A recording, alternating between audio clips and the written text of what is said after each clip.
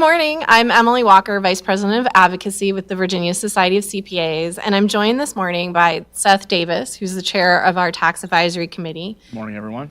And Vivian Paige, who is the Vice Chair of our Tax Advisory Committee. Good morning. So in the interest of full disclosure, we did want to let you know that this session is being recorded on January 3rd, so by the time you see it, some things may have changed. If that happens, we will be sure to post updates to the session and make ourselves available to answer any questions that arise. Our purpose this morning is to talk about the upcoming Virginia General Assembly session, which starts in just under a week, and some of the things that we anticipate having to tackle there, as well as just what's influencing the political scene here in Virginia. So I think first and foremost, I want to mention that there is a lot going on with redistricting, and you may have seen some news coverage of this. Now, why is this important? Because the reality is we deal mostly with licensing-related legislation and tax policy-related legislation for all of you. And redistricting is important because it's setting up a very partisan discussion at the General Assembly session, and it's likely to influence policy across the board, including some very significant things in the tax policy arena. So there's a lot of tension right now in our legislature between Republicans and Democrats, but also between the administration and the General Assembly as well. So wanted to mention that. The other thing that has been cropping up, I've started to see a lot of bills drop into the system, is actually related to legalization of casino gaming here in Virginia. And again, while this isn't going to have necessarily a direct impact on CPAs, it is important for you to know that it's going on, that there's a debate about it, and pretty much anytime we have a major issue like that, you may remember back to the Medicaid expansion discussions, it can influence things in the policy arena outside of the actual issues themselves. So I just thought that was important to kind of lay the groundwork for that. Just more issues to impact negotiations as they come together. Correct. Yep. Correct. And I think we're going to spend most of our time this morning talking about tax conformity and tax reform. But before we do that, I wanted to just spend a couple of minutes talking about the Wayfarer case as well, because I think that was a fairly public incident, obviously, was the Supreme Court's decision on Wayfarer and how that impacts the internet sales tax regime in the states. And we have actually seen legislation already introduced for the upcoming session to address that. The vast majority of it, I think, is cleanup language. There was some language in the transportation bill back a few years ago that had some triggers in it that needed to be cleaned up and pulled out. But in order for Virginia to be able to start enforcing the changes created as a result of the case, we do have to make some technical adjustments to the statute. And so that's essentially the bill that has been introduced. And Vivian or Seth, if you wanted to chime in on kind of what some of those changes are, I think that would be appropriate. Yeah, I think just real quick, just as background on Wayfarer for those that aren't familiar with it, we've had a U.S. Supreme Court case since 1992 called Quill that required physical presence to collect sales tax on purchases. But now the Wayfarer case basically says that you do not have to have a physical presence to be required to collect sales tax on a particular transaction. And so I think what's interesting and what Virginia has proposed in the bill that I've seen is that the requirements, the $100,000 in gross revenue or 200 or more separate retail transactions it's identical to what South Dakota had in their law, which is what Wayfarer decided. So. And that's part of the technical corrections, making sure that Virginia's law actually matches up what the Supreme Court has decided is fair and reasonable as far as who would be subject to the collection of the sales tax. So the bill that we have in front of us is the one that was introduced by, Senator Ruff, pre-filed in December. So that you can take a look at it. It is happens to be Senate Bill 1083 for those who are interested. What Virginia has already seen, they had anticipated that there was going to be a tremendous amount of revenues coming in from Wayfarer, and what they've already seen is that some entities are already collecting the tax. So they've literally reduced the amount of that they're expecting as a result of the passage of the legislation.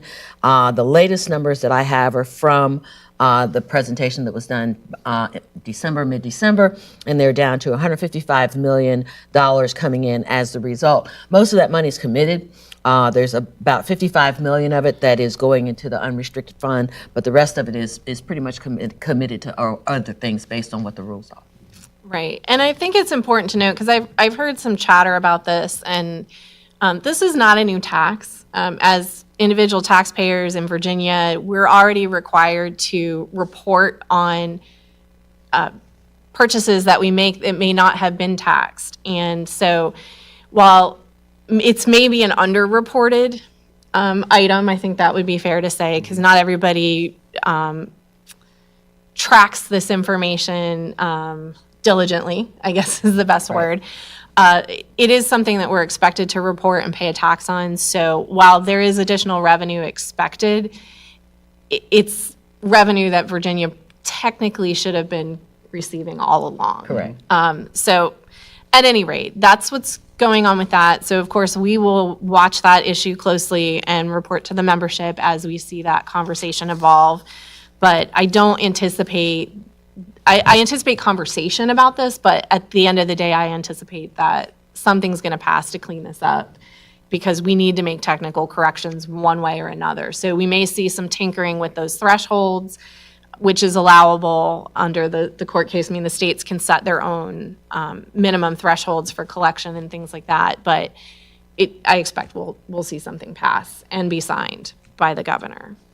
If I can, it just hit me that the budget is also, we're going to be tinkering with the budget, and that one of the proposals in the budget is associated with sales tax. The acceleration of the sales tax, setting limits so that fewer people are going to pay the accelerated sales tax. Right, absolutely. That is definitely one of the governor's proposed amendments to the budget, is to narrow the scope of who's impacted by that requirement. And that has been a goal of the legislature as well. For many years, they've been attempting to phase that out. I think the goal is ultimately to phase it out completely, but it does represent a one-time significant revenue shift from one fiscal year into another. And so that makes it a little challenging. But when there's a situation like the Wayfarer case where we know there's going to be an influx of revenue, it makes that easier to absorb. Correct. Yeah, and I just want to point out one thing. You said that it's not a new tax, and that is true, but what it does is provides for more collection at the source, and it's not necessarily more administrative burden for Virginia taxpayers, but out-of-state taxpayers will have to comply with collecting and remitting Virginia sales tax. So that is a big change, but Virginia is certainly not alone Correct. in taking advantage of this change and kind of evolution of the tax code to maybe the way we see commerce working versus when a lot of these laws were originally put into place. So, and it's heavily supported, I would add this, by the brick and mortar retail establishments, because they have felt at a disadvantage for a long time competitively with all of these online businesses that weren't required to collect and remit that sales tax. And savvy shoppers will pay attention to that and maybe underreport and lower their own individual tax. So, at any rate, so let's move on to what's going to be the larger topic, both for this session and I think for CPAs and taxpayers as a whole with the 2019 General Assembly, and that is the concept of tax conformity. But also, we can't talk about tax conformity at this point in time without talking about tax reform and policy changes. And we're in a very unique situation here in Virginia right now, although I guess I would say it's not unique to Virginia. Virginia is not the only state dealing with this quandary. But with the passage of the Tax Cuts and Jobs Act at the end of 2017, there is a trickle effect on the states. And of the states that conform to the federal tax code, about half of them utilize fixed state conformity, Virginia being one of those. And it's created some challenges. So in as much as the Tax Cuts and Jobs Act has been seen as something that eases the tax burden on many taxpayers, at the state level, it's kind of having the opposite effect. And there's a lot of different reasons for that, but it's made what for the profession has typically been a fairly routine, easy piece of legislation to get passed, which is the tax conformity bill that just brings all of our definitions of income into alignment with the federal code. It's made that a more challenging conversation. And a lot of the reason for that is confusion about what tax conformity actually is versus what policy adjustments maybe need to be had. And I think the biggest culprit heading into this legislative session are the federal changes to itemization and the standard deduction. So that it's kind of twofold. There's the limitation at the federal level to what you can even itemize anymore, but then there's also essentially a doubling of the standard deduction for individuals, which is changing who will take a standard deduction versus itemizing on their returns.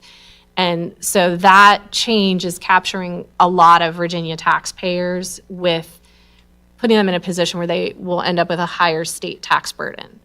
And that has caused discussion and controversy, and so that's kind of where we are at this point. Very important to point out that Virginia conformity with federal law only affects getting to, those of you who are familiar with individual returns, adjusted gross income. Correct. So everything that when we start talking about things that are happening after adjusted gross income, we're talking about changes in policy because of the fact that conformity means with getting to adjusted gross income. For businesses, it means getting to taxable income. So the understanding what those entity types are, it's very important to me to be able to separate, so you understand why conformity is one thing versus policy being a completely different animal. Right. So even that issue of the standard deduction versus the itemized deduction method, that's not traditionally part of the conformity legislation. No. It's outside of the conformity statute. And so there's been a lot of focus and conversation about that, because I think there's the general thought by a lot of legislators, certainly, but even some of the membership has been that, well, if we will just allow for itemization, even if you take the standard deduction on the federal return, that will fix all the problems. And it's not quite that simple. And right, and again, that's why I go back to those deductions are after AGI. Those are not deductions that are connected with conformity. And since they're not connected with conformity, those are all policy questions that we have to deal with, that the legislature has to deal with. Right, and that would be the same for tax rates and tax brackets. The amount of the exemption, the amount of this, all of those things, we're only talking about conformity attacking from an individual standpoint. What does it take to get us to AGI? We're not talking about anything else that is below what we old folks call below the line. Right. There's the above the line, below the line. We want to deal with the things above the line, which are part of conformity, and then the rest of those things are going to need to be talked about. I think there's consensus that it's time to make adjustments, partially driven by TCJA, partially because Virginia hasn't made significant policy adjustments in quite some time, and this may create the opportunity to do that because of the way the money moves around in different fashions than what we've kind of become accustomed to. So I think it's also important at this point to talk about kind of the mechanism by which we accomplish tax conformity. So many of you will remember that each year the Society sends out an email blast as soon as tax conformity passes, and that's because we have to do tax conformity as emergency legislation, and it becomes immediately effective and retroactive at the time the governor approves it. The thing about emergency legislation is it needs more than a simple majority in order to pass and go to the governor's desk as emergency legislation. It needs an 80% approval by our legislature, and we generally have had 100% approval on it. Every so often we would get one legislator who would have a philosophical objection to one thing contained in conformity, and so they would vote against it, but it wouldn't jeopardize the ability to get the bill passed quickly, get it to the governor's desk, and get it into effect. This year is very different, and that's where that confusion about policy versus conformity comes into play. And there is a general sense that many of the legislators are willing to kind of hold those policy discussions and hold conformity hostage in order to have those policy discussions now. Correct. And that's going to create a problem. It's going to create a problem for taxpayers and especially for practitioners. And so I think that's a message that we certainly have been working hard on imparting with the legislators, but we want to make sure that all of you really understand what's at risk here. And I know Vivian has brought some examples and Well, one so of the we're things I gonna want to move on. mention is that, first of all, conformity did not used to be something we passed every year. I've been practicing long enough when we actually had automatic conformity. We just automatically conformed to federal law. It was in the law that we did it that way. And then they started this, we have to do it once a year. The latest I can recall conformity passing was the end of March. One year we actually, I think it was around the 25th of March that we actually had conformity pass and be signed by the governor. With the major changes that we have with the TCJA, obviously we can't really have tax conformity be that late with when you consider what has to be done. And so Well, I was just going to mention real quick, so last year when we were having these conversations, there was some discussion of a special session that never happened. So here Right. we are, right, is trying to figure this out. But on tax conformity, right, when we're talking about separating conformity versus policy, conformity is getting to that starting point, to your Correct. point, right? And so how do we have a clean starting point with federal AGI? And what hoops do we have to go through if there's not conformity? Which is kind of what you're going to show us on the Yes, Minnesota forms. I was actually looking at Minnesota, and we'll put this in the handout for you. Minnesota has not conformed with federal. They're a conformity state, but they're a static conformity state, just like we are, fixed conformity, where they pick the date. The legislature decides the date that they're going to conform, and Minnesota has not adopted any federal law changes made after December 16th of 2016. So, as a result, last year for 2017, they had this one-page form that they had to fill out. It was 15 lines. It was fairly simple to deal with conformity. For the most part, it wasn't that you didn't have to go and find additional forms or anything like that in order to deal with conformity, but it was a little bit complicated. TCJA, of course, has significant changes. And not just in getting to AGI, but significant changes beyond that. And so, but this is just the adjustments in getting to AGI, and that's why conformity becomes so critical. Minnesota did not pass a conformity legislation that is going to affect 2018 returns. So that 15-line form has morphed into a 38-line form, 38 lines, and this is just at adjustments to federal adjusted gross income. This is what you have to do if you're doing a Minnesota tax return. I'm grateful I have no clients in Minnesota, because it's not just this 2-page form. Although think of this as the transmittal. There's tons of other forms that you have to go and grab and compute to be able to put the numbers on this 2-page, 38-line form. This is what we're trying to avoid in Virginia. Absolutely.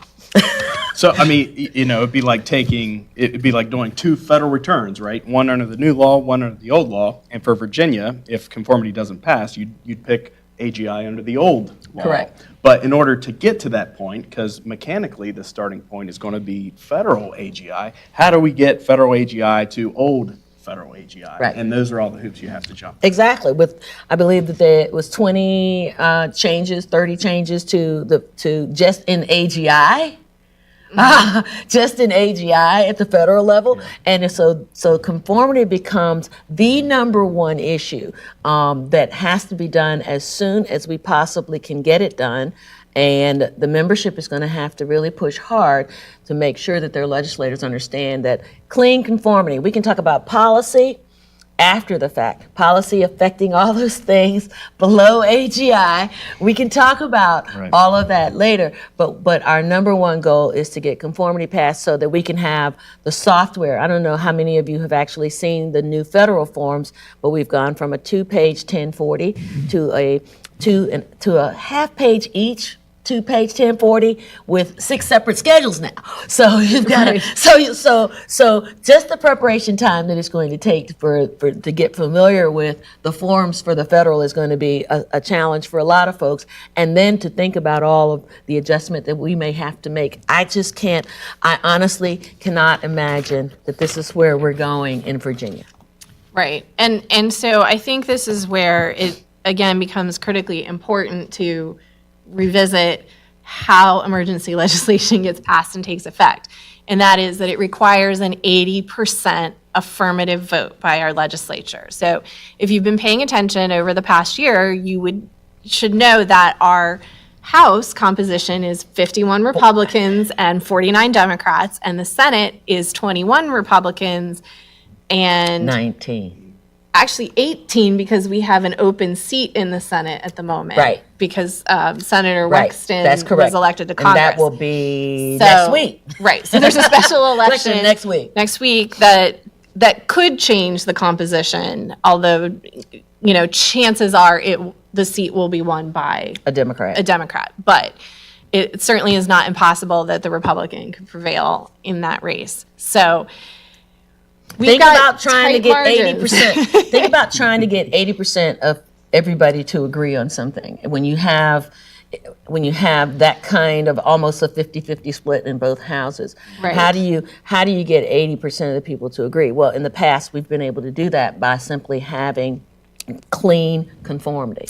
Right. And that's where we have to go, is we have to have a clean conformity bill that does not take into consideration policy, but as long as members, and so Emily mentioned earlier that a bill dropped this morning. Today, we're recording this thing as of January 3rd. And so we have a bill this morning that is the first conformity bill, House Bill 1851. And it has some good things in it, but it's not a clean conformity bill. Right. It has some policy adjustments in it, which is going to make it difficult for this bill to pass. I mean, the bottom line is we're going to have a difficult time getting a clean conformity bill not only introduced, but also passed. Right. So that's where we need your help. Desperately, we need you to reach out to your legislators now.